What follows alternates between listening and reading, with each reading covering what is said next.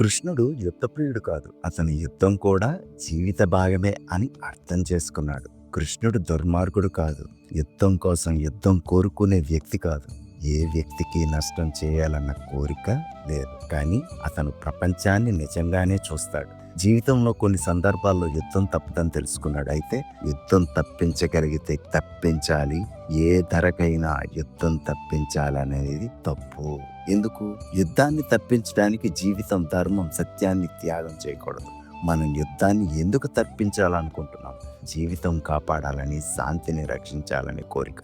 యుద్ధం తప్పించడంలోనే జీవితం నాశనం అయితే, శాంతిని రక్షించడంలో శాంతి కోల్పోతే, అయితే యుద్ధం తప్పించడం కూడా పాపమే. కృష్ణుని దృష్టి కొన్నిసార్లు యుద్ధం చేయకపోవడమే పెద్ద చెడు. యుద్ధం అవసరం వచ్చినప్పుడు దాన్ని ఆనందంతో, ధైర్యంతో అంగీకరించాలి. ఇదే కృష్ణుని బోధన. కృష్ణుడు చెప్తాడు, యుద్ధం మంచిదని కాదు, కానీ యుద్ధం తప్పనిసరి అయితే భయంతో కాదు, నిరాసక్తతతో కాదు, బలంగా, స్పష్టంగా, ఆనందంగా అంగీకరించాలి. ఎందుకు? భయంతో పోరాడేవారు ఎప్పుడూ ఓడిపోతారు. ఎందుకంటే రక్షణాభావం బలహీనత. ఓడిపోతాం అనే భయం మనసును చిన్నదిగా చేస్తుంది. విజయం సాధించడానికి అవసరమైన శక్తి ఉద్భవించదు.